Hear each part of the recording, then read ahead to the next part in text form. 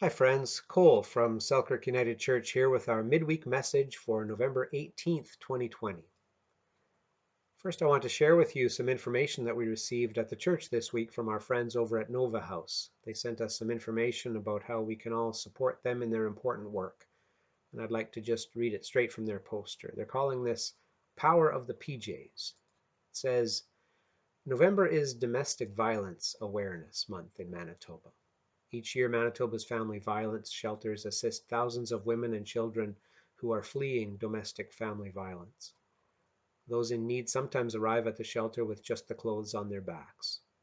Along with other Manitoba women's shelters, Nova House is running an awareness campaign for the month of November, Power of the PJs. To participate, please drop off new pajamas.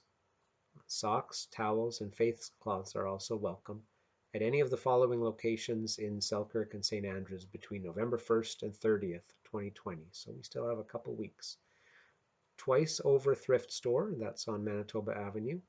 Packers Women's Fashion, that's on Main Street. Another one on Main Street is Aaron's No Frills. And Harry's Foods out on Highway number 9, St. Andrews. Also, financial donations can also be made through PayPal at novahouse.ca or mailed to Nova House Box 337 Selkirk, R1A 2B3. And for more information on how to support Nova House, you can visit their website, which is novahouse.ca, or give them a call. I encourage you to take part in that program and help out some people that are in need at this time of year. A very worthwhile endeavor indeed. As Christmas nears, we'll be sharing more about how we can continue to support some of the causes and organizations that we have supported in the past, perhaps in some new ways this year. I also wanted to share with you something today that caught my eye this past week. It was about storytelling and the church. It came from an essay by Ron Hansen, and it was about the power of writing and storytelling, and part of it at least spoke about church, and it got me thinking a bit. Let me just read the quotation from the essay first. Hansen says, I have visited some 12-step meetings with friends and have been struck by the earthy, frank, hair-raising, and sometimes hilarious reminiscences of men and women who are coming to terms with their addiction. Hearing those acts of reconciliation has always reminded me of Garrison Keillor's insistence on the obligation that we all have to tell stories. We sit around a kitchen table or huddle over cups of coffee or queue up for movie tickets, and as we confess or joke or prevaricate with each other, we may think we are just killing time, but we are forming a kind of church. There are grander things we can aspire to, magnificent projects we can take on, but it is the holiness of the ordinary that is, I think, what the writers of the 21st century are called to notice and seek out. That's from Ron Hansen in issue 98 of Making Things Up. I found that to be fascinating, and I don't think it's just the job of writers to notice and seek out the holiness in the ordinary. I think that's the job of all of us.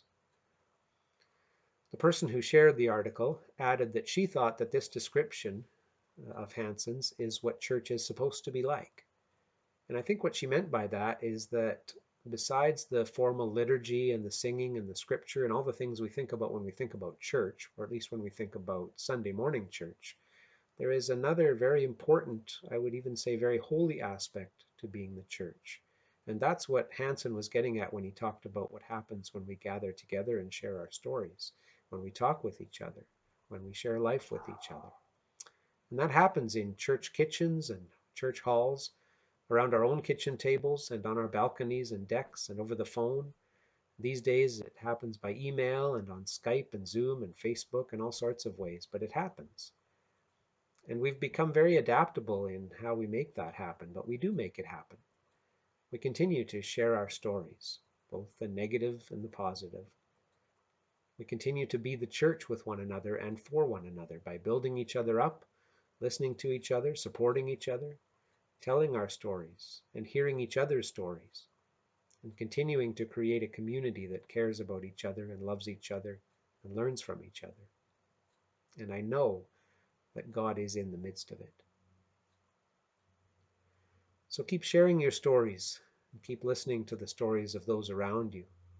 In a way, we are writing history as we live through this time.